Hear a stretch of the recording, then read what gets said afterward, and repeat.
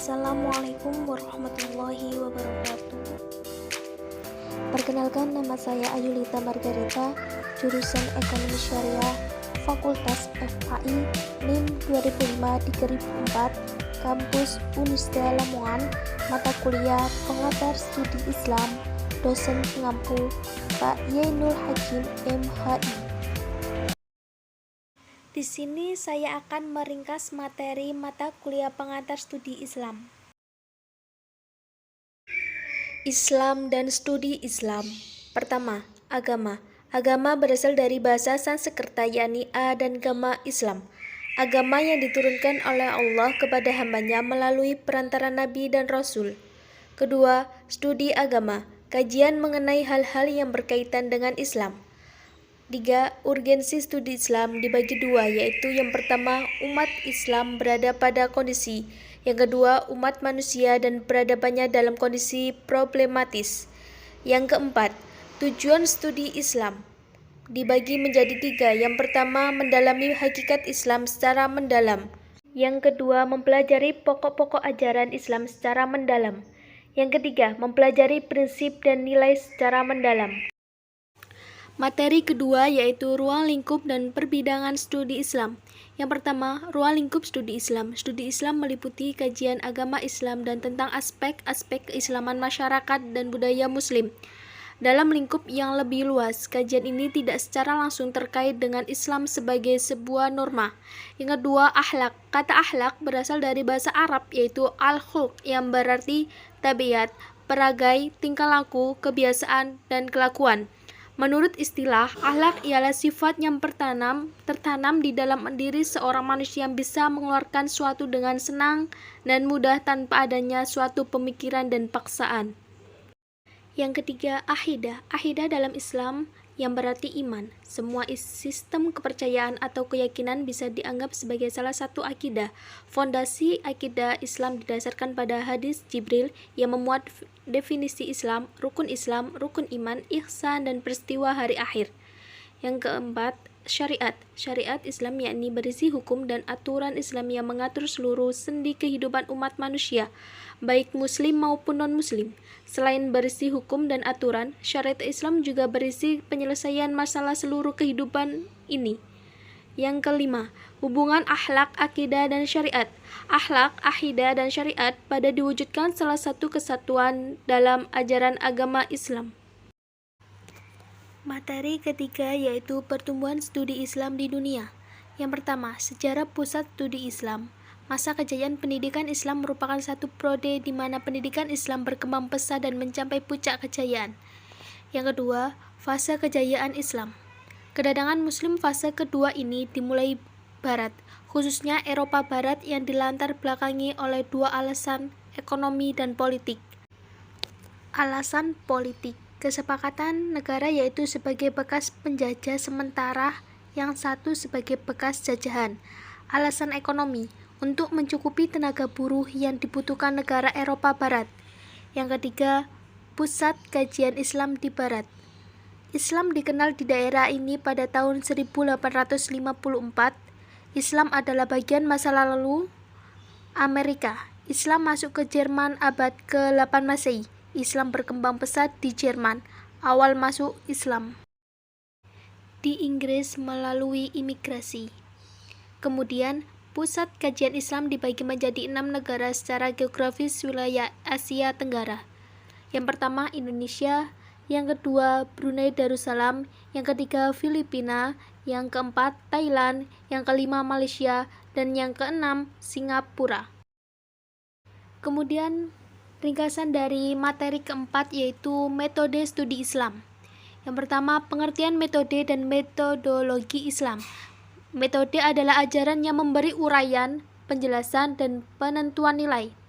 Yang kedua, kegunaan memahami penelitian studi Islam.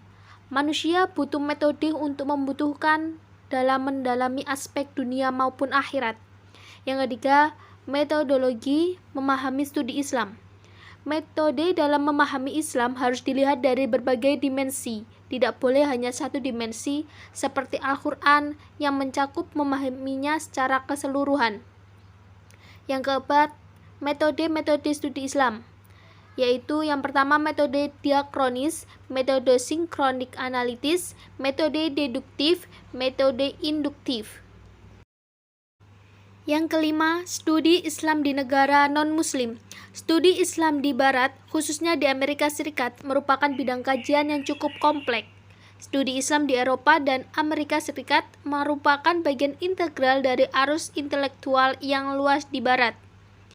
Yang keenam, fungsi dari metode. Suatu cara untuk menghasilkan pemahaman Islam yang komprehensif dan utuh, guna memadu perjalanan umat Islam dalam menghadapi dan menjawab permasalahan ajaran keislaman yang variatif. Kemudian, ringkasan dari materi 5 yaitu beberapa pendekatan studi Islam. Yang pertama, pendekatan teologis. Teologi merupakan cabang filsafat yang mempelajari pengetahuan tentang hakikat Tuhan serta keberadaannya. Yang kedua, pendekatan antropologis. Antropologi merupakan ilmu tentang masyarakat dengan bertitik tolak dari unsur-unsur tradisional mengenai aneka warna, bahasa-bahasa dan sejarah perkembangan serta persebarannya, dan mengenai dasar-dasar kebudayaan manusia dan masyarakat. Yang ketiga, pendekatan sosiologis, sebuah pendekatan dalam memahami Islam dari kerangka ilmu sosial atau yang berkaitan dengan aspek hubungan sosial manusia antara satu dengan yang lainnya, atau antara kelompok satu dengan yang lainnya. Kemudian yang keempat, pendekatan filosofis merupakan studi proses tentang pendidikan yang didasari dengan nilai-nilai ajaran keislaman menurut konsep cinta dengan kebenaran, ilmu dan hikmah yang bersumber dari Al-Quran dan hadis. Yang kelima, pendekatan historis merupakan salah satu upaya memahami agama dengan menumbuhkan perenungan untuk memperoleh hikmah dengan cara mempelajari sejarah nilai-nilai Islam yang berisikan kisah dan perumpamaan. Yang keenam, pendekatan kebudayaan merupakan pendekatan melalui budaya seperti kepercayaan, kesenian, dan adat istiadat. Yang ketujuh, pendekatan psikologi merupakan paradigma cara-cara pandang memahami agama dengan mempelajari jiwa dengan cara melihat gejala perilaku yang dapat kita amati. Kemudian ringkasan dari materi keenam yaitu hubungan manusia dengan Allah. Yang pertama, pengertian agama merupakan tuntunan hidup yang dapat membebaskan manusia dari kekacauan.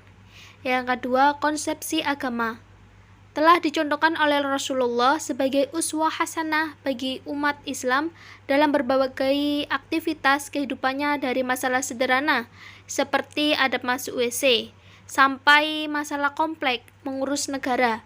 Beliau telah menampilkan perilakunya dimanapun dan kapanpun. Kemudian yang ketiga, hubungan agama dan manusia. Kondisi umat Islam dewasa ini semakin diperparah dengan perebaknya fenomena kehidupan yang dapat menumbuh kembangkan sikap dan perilaku yang anormal atau degradasi nilai-nilai keimanannya. Kemudian yang keempat yaitu agama sebagai petunjuk tata sosial. Pendidikan dan akhlak sangat penting karena mencakup sikap dan perilaku yang mesti ditampilkan oleh seorang muslim dalam kehidupan sehari-hari baik personal maupun sosial. Yang kelima, fenomena agama dengan manusia. Sebagian ahli teknologi mengatakan bahwa ketertarikan manusia kepada agama dan masalah ketuhanan adalah sumber dari fitrahnya sendiri. Jadi setiap manusia mendengarkan suara dari lubuk hatinya yang paling dalam akan menemukan Tuhan.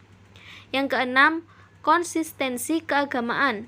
Sikap konsisten seorang terhadap agamanya terletak pada pengakuan hati nuraninya terhadap agama yang dipercayainya. Kemudian ringkasan dari materi 7 yaitu Islam sebagai sumber ajaran. Yang pertama, Islam sebagai sumber ajaran. Islam sebagai agama samawi dan wahyu yang disebarkan sekarang utusan yakni Rasul yang membawa umat manusia ke jalan lurus dan yang diridhoinya. Yang kedua, karakteristik ajaran agama. Yang pertama, Islam merupakan agama yang universal untuk seluruh umat manusia, bahkan untuk jalan dan seluruh alam. Yang kedua, Islam merupakan agama untuk sepanjang zaman.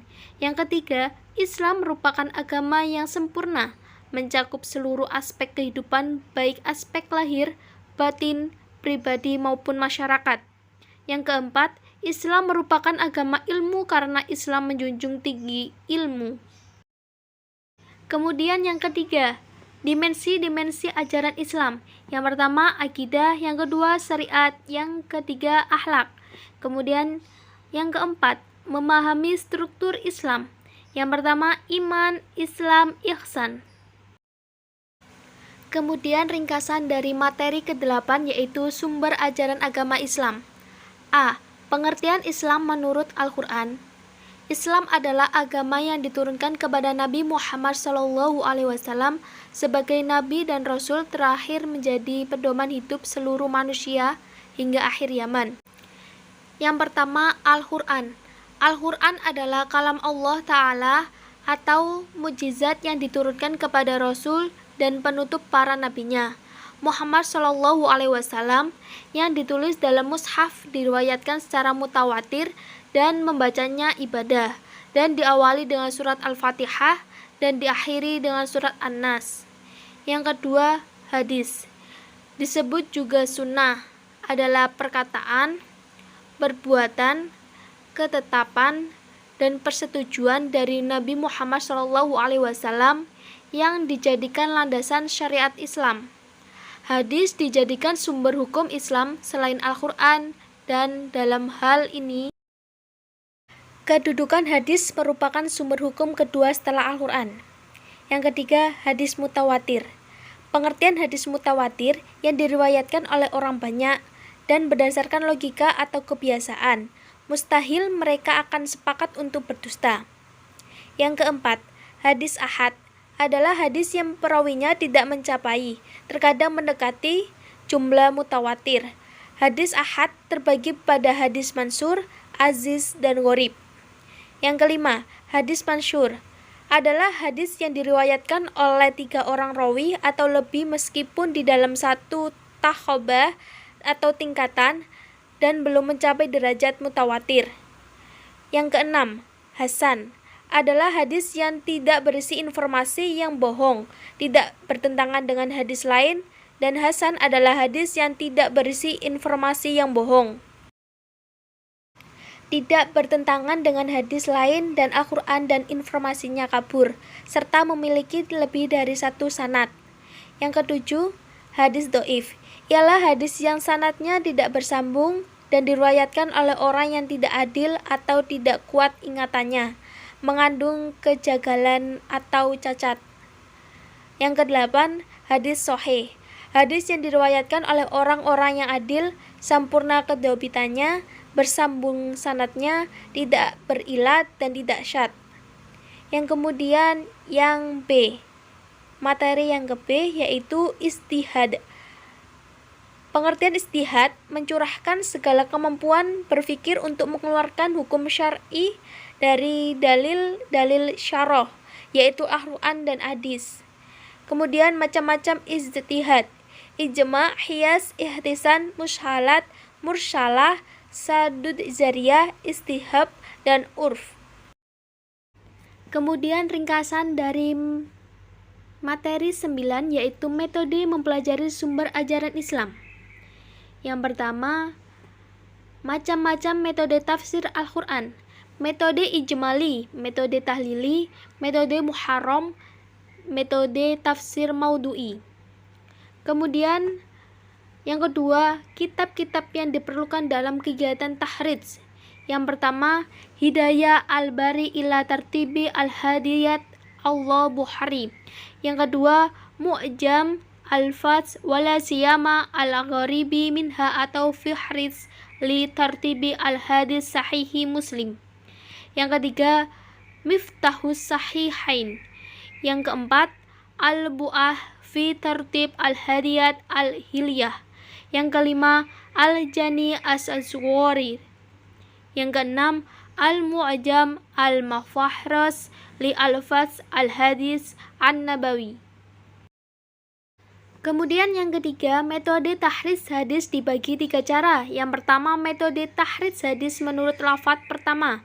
Yang kedua, metode tahrij menurut lafadz-lafadz yang terdapat dalam hadis. Yang ketiga, mencari hadis berdasarkan tema. Kemudian yang keempat, langkah-langkah praktis penelitian hadis. Yang pertama, penelitian sanad.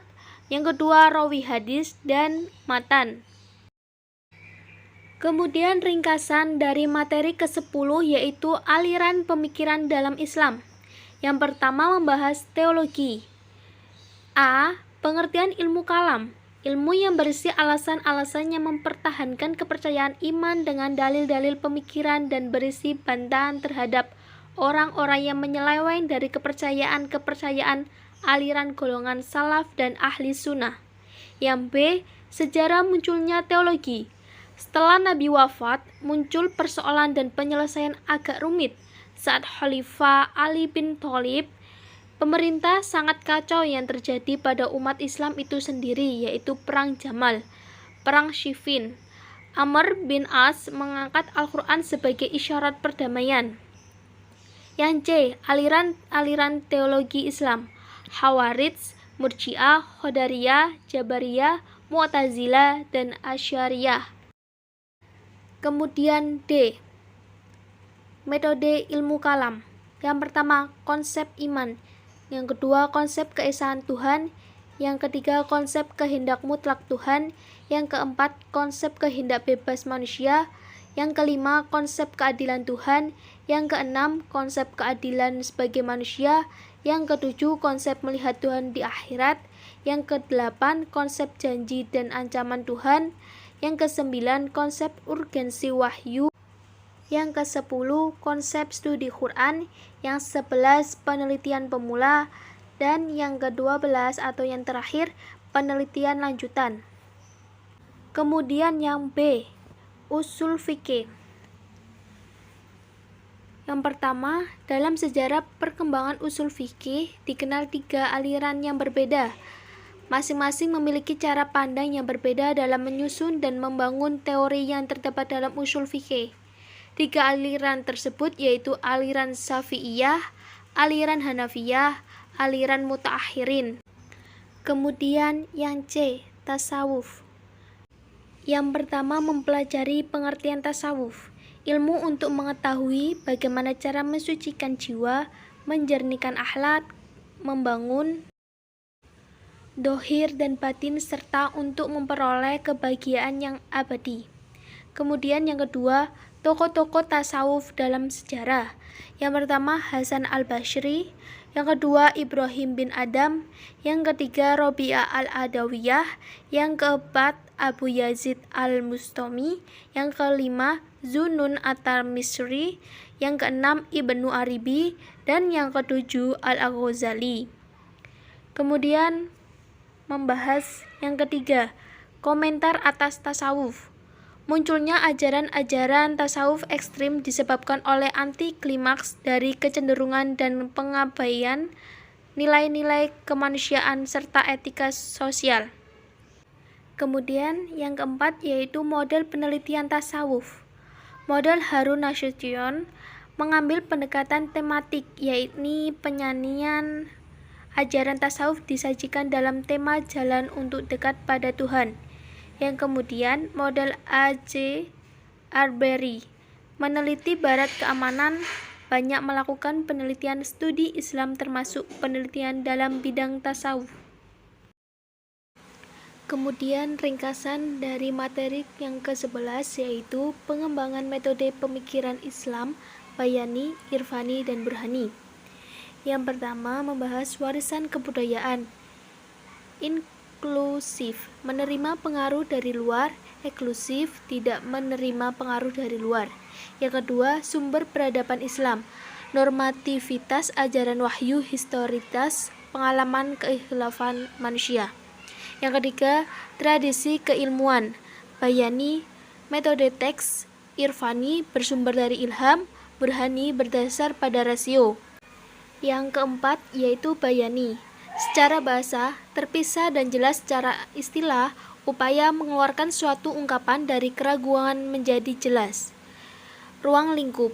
Kebahasan meliputi nahwu, fikih, teologi, dan balaghah. Sumber utama.